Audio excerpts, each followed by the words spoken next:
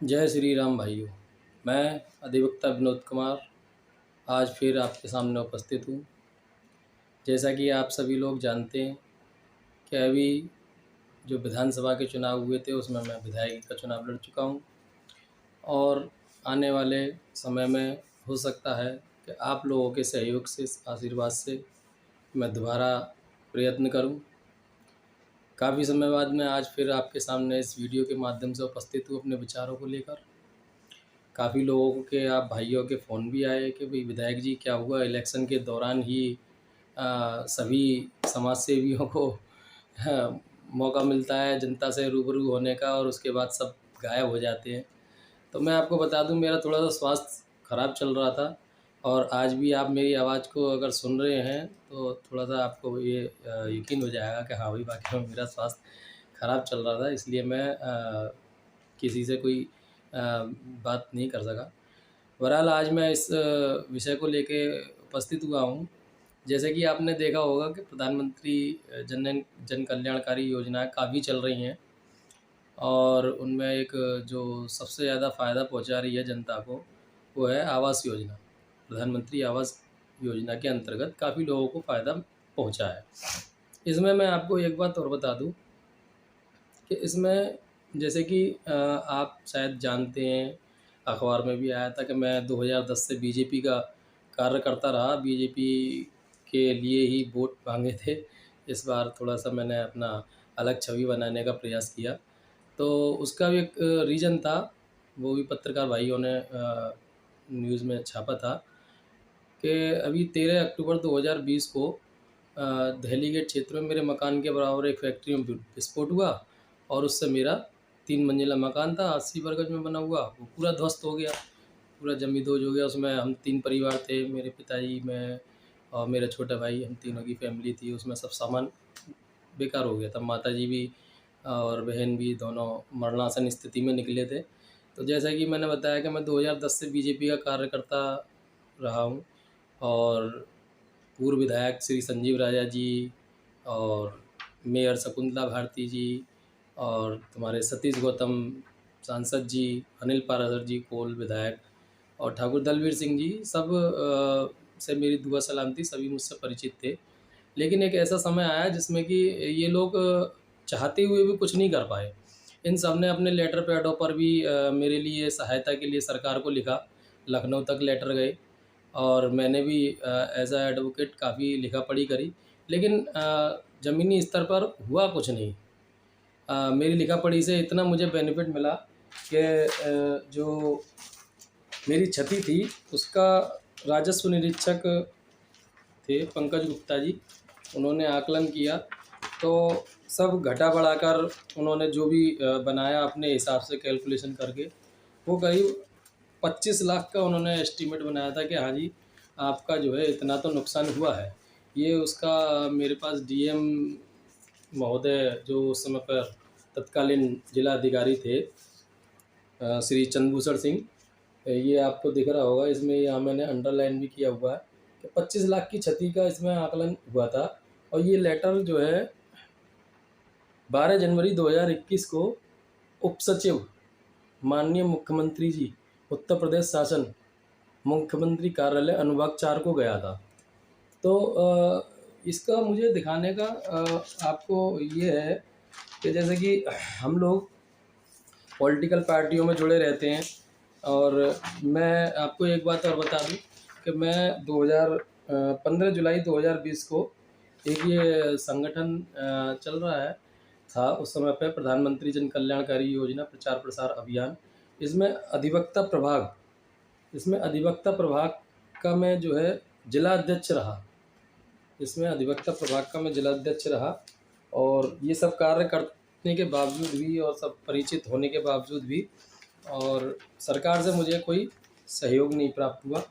और जैसा कि उस 13 अक्टूबर 2020 को विस्फोट हुआ था तो 14 अक्टूबर के अखबार में मैंने पढ़ा था कि माननीय मुख्यमंत्री जी ने ये कहा था कि भाई जो भी मृतक हैं उनको 5-5 लाख रुपए, जख्मियों को पूरा इलाज और जो भी पीड़ित है उसको पूरी सहायता दी जाएगी। लेकिन ऐसा अभी तक नहीं हुआ। आज 3 साल होने को आ गए करीब, तो अभी तक ऐसा किसी को भी कोई बेनिफिट नहीं मिला। अच्छा, एक बात और, जैसे कि ये विस्फोट वगैरह होते हैं, ये होते तो अचानक ही हैं, सब दैवीय आपदा है, अकस्मात होता है, किसी का कोई इसमें वो तो होता नहीं। लेकिन दूसरी बात ये है कि ये हमारे प्रधानमंत्री जी, मुख्यमंत्री जी, ये जनता को चाहते तो हैं सहायता पहुँचे, लेकिन इनके नीचे जो ज़मीनी स्तर पर जो सरकारी विभाग में जो अधिकारी लोग बैठे हुए हैं, ये कुछ नहीं करना चाहते। ये सिर्फ़ टालना चाहते हैं। उस समय पर हादसा हुआ, जवाबदेही बनेगी, तो इसलिए इन्होंने मुख्यमंत्री साहब को सूचना दी, मुख्यमंत्री साहब ने आदेश कर दिया, 6-7 महीने उसमें जाँच में लग गए, उसके बाद पीड़ित अपना भागा डोलता है। मैं एज़ ए एडवोकेट अभी तक जो है इसमें कार्रवाई में लगा हुआ हूँ। लखनऊ भी गया था, आदरणीय मुख्यमंत्री जी के जन सुनवाई में भी मैं उपस्थित हुआ, उसका भी मेरे पास लेटर है। मैं 31 दिसंबर 2021 को आदरणीय मुख्यमंत्री साहब के जन सुनवाई में भी उपस्थित हुआ था। उसका ये लेटर है, इसमें मैंने अपना लिखा है कि भई अभी तक मुझे कोई सुविधा प्राप्त नहीं हुई, और अधिकारी लोग वर्तमान जिलाधिकारी महोदया से भी मैं मिला, तो उन्होंने भी यही कह दिया कि भई ये तो जो है सरकार ही देगी। तो सरकार तो ख़ैर देगी, लेकिन देगी तो इन्हीं के द्वारा ही, जो यहाँ लेखपाल हैं, एसडीएम हैं, डीएम हैं, ये लोग सब सैंक्शन करते तब शायद जाके वहाँ से लखनऊ से मिलता है। और मैंने लखनऊ में भी एक आरटीआई डाली थी, उसका भी मेरे पास जवाब आया। इस तरीके के हादसे के लिए एक अधिनियम भी बनाया हुआ है। मैं आपको बता देता हूँ, दिखा देता हूँ। उस अधिनियम के अकॉर्डिंग मैंने सारी लिखा पढ़ी करी थी। आपदा प्रबंधन अधिनियम 2005, उसके अकॉर्डिंग मैंने लिखा पढ़ी करी। उसमें ज़िले में भी एक जिला आपदा प्रबंधन प्राधिकरण बनाया जाता है। राष्ट्रीय आपदा प्रबंधन प्राधिकरण है, जिसके कि अध्यक्ष आदरणीय प्रधानमंत्री जी हैं। वहाँ से जब मैंने लिखा पढ़ी करी, वहाँ से जवाब आया कि भई आपकी सहायता के लिए राज्य में आपदा प्रबंधन प्राधिकरण को लिखा हुआ है, लेकिन राज्य आपदा प्रबंधन प्राधिकरण कहता है कि भई इस तरीके की कोई सहायता नहीं दी जाएगी। लेकिन मेरा एक ये सवाल है कि जब माननीय मुख्यमंत्री जी और माननीय प्रधानमंत्री जी अ, जनता को आवास योजना के अंतर्गत एक व्यक्ति को मकान बनाने के लिए 2.5 लाख रुपए दे रहे हैं। मेरा चलो इलाज के लिए मेरा करीब अलीगढ़ में ही मेडिकल में 35,000 रुपया खर्च हुआ था, और उसमें से काफ़ी भागा-दौड़ी के बाद जो है करीब 24,001 रुपया मुझे मिला। दिल्ली में सिस्टर का करीब 4 महीने इलाज चला था, उसका तो ख़ैर कुछ नहीं मिला, क्योंकि उसके लिए तो मुझे डीएम साहब ने भी और पूर्व विधायक श्री संजीव राजा जी ने भी कह दिया था कि भई अलीगढ़ में अगर आपका इलाज चला है, तो उसका हम दे सकते हैं। तो अलीगढ़ में मेरे सिस्टर और माताजी का 4 दिन मेडिकल में इलाज चला, जिसमें दवाइयों के ही पर्चे थे बस, और बाकी जो खर्चा हुआ था उसका कोई नहीं था मेरे पे डिटेल। तो दवाइयों के पर्चों का 35,000 रुपया करीब खर्चा था, जिसमें कि मात्र 24,000 रुपये मिले। और जो दिल्ली के सफदरजंग में खर्चा हुआ ट्रीटमेंट का, उसके लिए तो बिल्कुल ही मना कर दिया था। तो ख़ैर वो एक अलग मैटर है। जिस चीज़ के लिए मना कर दिया या सरकार नहीं दे रही है, तो वो सरकार सोचेगी। मेरी लिखा-पढ़ी जारी है।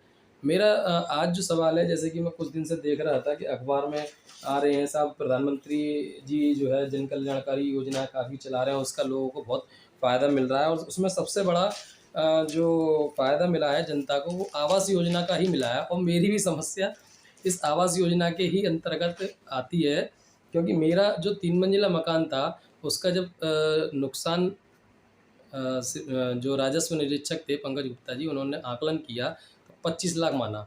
और उन्हीं की ही रिपोर्ट पे डीएम साहब ने भी, तत्कालीन डीएम साहब थे, उन्होंने भी लखनऊ रिपोर्ट भेजी कि भाई यहाँ भी इनका 25 लाख का नुकसान है, और विवेकाधीन कोष में इनको सहायता दी जाए। और तो अब ये जो है अखबार में जो आ रही है कि हाँ जी, प्रधानमंत्री जी ने इतने लाख लोगों को आवास दिए, इतने लाख लोगों को ज़मीन के लिए पैसा मुहैया कराया, आपने ज़मीन है तो आप पैसा बनवा सकते हैं, उनको 2.5 लाख रुपए है। और जिन पे मकान के लिए ज़मीन नहीं है, उनको आवास बनवा के भी दिए गए हैं, और मैं इससे सहमत हूँ। हालाँकि खैर इसमें भी ज़मीनी स्तर पे काफ़ी कुछ रिश्वतखोरी का मामला मेरी जानकारी में है, वो एक अलग बात है, वो फिर कभी मैं अपने विचार रखूँगा। लेकिन आज मेरा मुद्दा सिर्फ़ इतना सा ही है कि जब इतनी सहायता जनता को दी जा रही है, तो मैं भाई मेरा परिवार, मेरे हम सब बीजेपी में रहे और अब तक कार्य कर रहे हैं। मैंने कभी बीजेपी के खिलाफ कोई बात ही नहीं कही, क्योंकि इसमें निचले स्तर पे क्या हो रहा है उससे मुझे मतलब नहीं है, लेकिन ऊपर जो आदरणीय प्रधानमंत्री जी और मुख्यमंत्री जी जो बैठे हुए हैं उनके विचारों से मैं सहमत हूँ। और वो जनता की भलाई के लिए सभी काम कर रहे हैं। निचले स्तर पे तो हर आदमी स्वार्थी है और अपने स्वार्थ से ही आरएसएस और बीजेपी से जुड़ा हुआ है। कहीं कोई अपने क्रिमिनल रिकॉर्ड को बचाने के लिए जुड़ा हुआ है, कोई 2 नंबर का काम कर रहा है तो उससे बचने के लिए जुड़ा हुआ है। ये सब खैर बात की बात है। बीजेपी में जो आला कमान है वो इस चीज़ को देखे कि भाई कौन क्या अपना स्वार्थ पूरा कर रहा है। मेरी सिर्फ इस वीडियो के माध्यम से आदरणीय मुख्यमंत्री जी, प्रधानमंत्री और जनता से ये निवेदन है कि इस वीडियो को ज़्यादा से ज़्यादा शेयर करें। मैं इसमें अपना नंबर और दे रहा हूँ, उस पे अपने विचार भी दें। हो सकता है कि मैं कहीं कुछ गलत हूँ। तो जब जनता को प्रधानमंत्री जी 2.5 लाख रुपए पर व्यक्ति के हिसाब से दे रहे हैं, तो भाई मेरा 3 परिवार थे, तो उसके हिसाब से भी मुझे अभी तक कुछ नहीं मिला। जबकि मेरी एप्लीकेशन लखनऊ तक जा चुकी है, सारी रिपोर्टें जा चुकी हैं और राष्ट्रीय आपदा प्राधिकरण, जहाँ आदरणीय प्रधानमंत्री जी अध्यक्ष हैं, वहाँ से भी सहायता के लिए लिखा जा चुका है। तो भाई मेरी अब तक क्यों नहीं सहायता हो रही? मेरी सिर्फ़ इतनी सी गुज़ारिश है कि जब सभी को कुछ ना कुछ मिल रहा है इस सरकार में, तो कार्यकर्ता को क्यों छोड़ा जा रहा है? और जबकि मैं तो काफ़ी कुछ करता रहा हूँ अपने स्तर से भी, सरकार के लिए, बीजेपी के लिए, जनता के लिए भी मेरी अभी अभी भी इच्छा ये है कि मैं अपने आसपास किसी भी पीड़ित को ना पनपने दूँ। मतलब जिसकी भी कुछ जो कोई समस्या हो, कैसी भी हो, मैं उसकी सहायता करूँ। लेकिन अभी फ़िलहाल मैं ही खुद समस्या में हूँ, लेकिन फिर भी लड़ रहा हूँ। और मेरा आप सभी से ये निवेदन है कि इस वीडियो को ज़्यादा से ज़्यादा शेयर करें, जिससे कि ये आदरणीय मुख्यमंत्री जी, प्रधानमंत्री जी तक जा सके और वो मेरी इस समस्या में कुछ भी समाधान जो उन्हें उचित लगे वो करें। जिससे कि मेरा भी मनोबल बना रहे और सरकार जो करना चाहती है, कर रही है, वो ज़मीनी स्तर पर भी हो। क्योंकि मुझे ये दिखता है कि यहाँ जो सरकारी विभाग में जो कर्मचारी हैं, वो शायद सिर्फ़ अपने स्वार्थ के लिए ही कुछ कर सकते हैं जनता के लिए, अन्यथा नहीं करते। ऐसा मैं सब चीज़ डिटेल में इस वीडियो में नहीं बता सकता, क्योंकि काफ़ी लंबी होती जा रही है वीडियो और मेरे विचार काफ़ी ज़्यादा हैं। तो फिर कभी और वीडियो के माध्यम से मैं अपने विचार रखूँगा। आज मेरे मन की बात इतनी थी, जैसे कि आदरणीय प्रधानमंत्री जी अपने मन की बात करते हैं, आज मैंने अपने मन की बात कही है और आगे भी करता रहूँगा। आप मेरे मोबाइल नंबर 9808146202 पर अपने सुझाव, विचार, अपनी समस्याएँ सभी आप मुझे बता सकते हैं। मैं पेशे से एडवोकेट भी हूँ और जनता की सेवा के लिए जो मुझ पर बनेगा वो भी मैं करूँगा। फ़िलहाल आप सभी के सहयोग से अगर मुझे आदरणीय मुख्यमंत्री जी, प्रधानमंत्री जी का कुछ सहयोग इस समस्या में मिलता है, तो मैं आप सभी का बहुत आभारी रहूँगा। इस वीडियो को ज़्यादा से ज़्यादा शेयर करें, लाइक करें और अपने सभी स्रोतों से इसको आदरणीय मुख्यमंत्री जी, प्रधानमंत्री जी तक पहुँचाने का कष्ट करें। इन्हीं बातों के से साथ जय श्री राम, धन्यवाद।